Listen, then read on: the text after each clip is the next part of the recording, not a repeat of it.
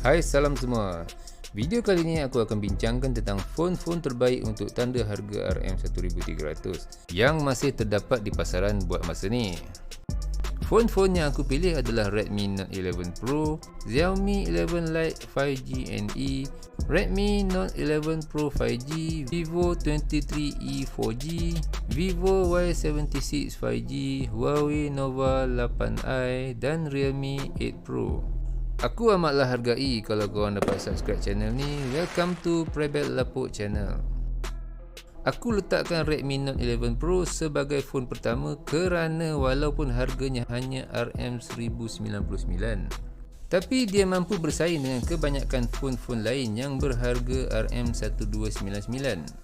Perbandingan aku mulakan dengan phone yang pertama iaitu Huawei Nova 8i.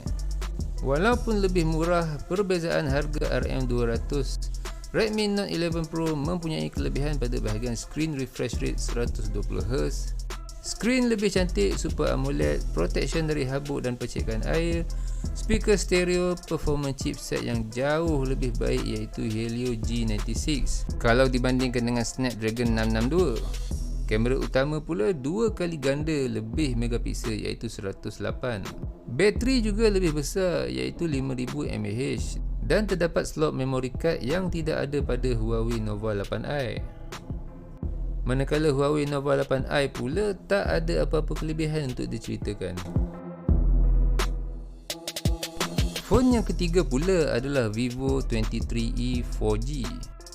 Redmi Note 11 Pro masih mempunyai banyak kelebihan iaitu pada screen refresh rate iaitu 120Hz, IP53 protection dari percikan air dan habuk, speaker stereo, kamera 2 kali ganda megapiksel iaitu 108 megapiksel.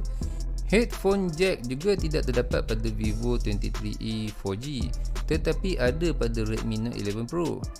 Fast charger yang lebih laju 67W dan kapasiti bateri setinggi 5000 mAh.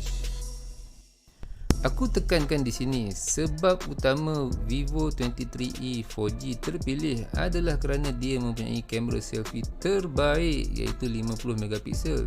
Serius besar.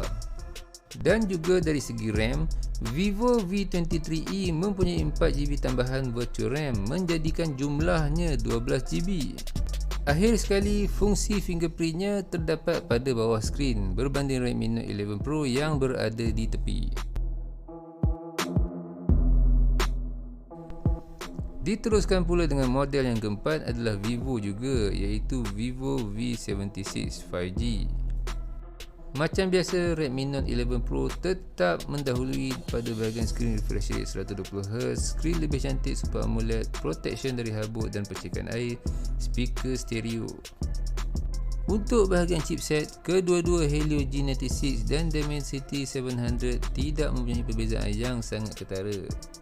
Cumanya Dimensity 700 mempunyai rangkaian 5G tetapi tidak pada Helio G96. Diteruskan lagi kelebihan pada Redmi Note 11 Pro. Kameranya jauh meninggalkan Vivo Y76 yang hanya 50 megapiksel. Pengecasan pantas Vivo Y76 memanglah sangat laju 44W. Akan tetapi Redmi Note 11 Pro lebih laju iaitu 67W. Tak cukup dengan itu, ditambah pula dengan kapasiti bateri yang besar iaitu 5000 mAh. Apa yang lebih baik pada Vivo Y76 adalah bahagian RAM. Sama macam Vivo V23e tadi, beliau mempunyai RAM tambahan sebanyak 4GB.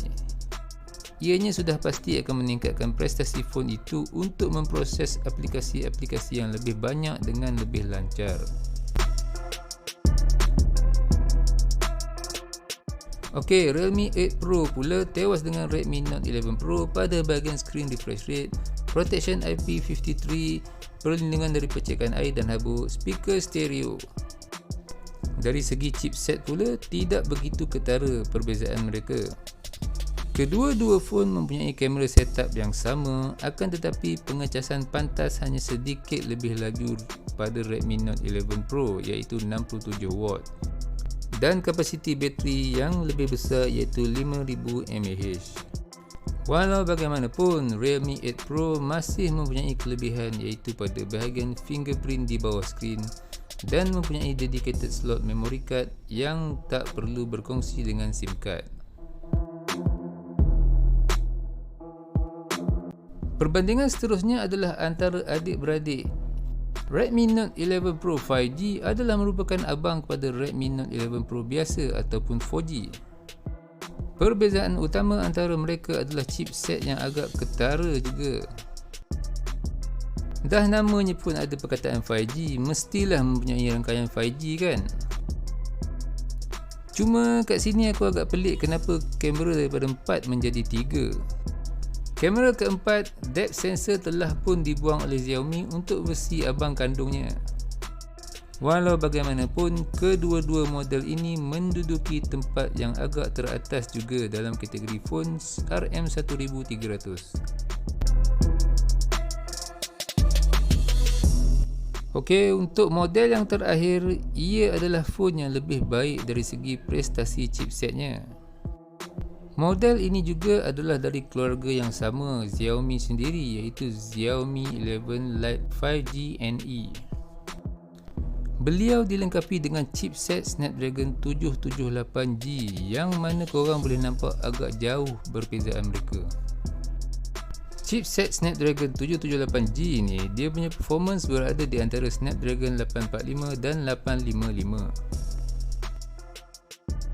So, korang ada pilihan lah untuk nak beli phone flagship second hand ataupun phone baru ni, iaitu Xiaomi 11 Lite 5G NE. Untuk kelebihan yang lain pula, kamera selfie-nya lebih besar sedikit, iaitu 20 megapiksel. Manakala Redmi Note 11 Pro 5G pula mempunyai banyak kelebihan lain. Screen refresh rate 120Hz, kamera utama 108 megapiksel, mempunyai headphone jack 3.5mm, pengecasan lebih pantas dan kapasiti bateri yang lebih besar. Sekiranya kelebihan-kelebihan Redmi Note 11 Pro 5G tadi tu tak penting buat korang, dah tentulah Xiaomi 11 Lite 5G NE yang akan menjadi pilihan. Satu lagi perkara utama yang best pada aku tentang Xiaomi 11 Lite 5G NE ni, ianya sangat-sangat ringan. Hanya 158 gram sahaja. Aku pun macam teringin pula nak rasa phone ringan ni. Maklumlah phone sekarang ni semuanya berat-berat belaka, tambah-tambah gaming phone. iPhone 13 Pro Max pun berat gila. Ok guys, sampai sini je lah kot. Nanti aku akan usahakan pula untuk buat video tentang phone terbaik pada tanda harga RM1500. I'll catch you in the next video. Thanks.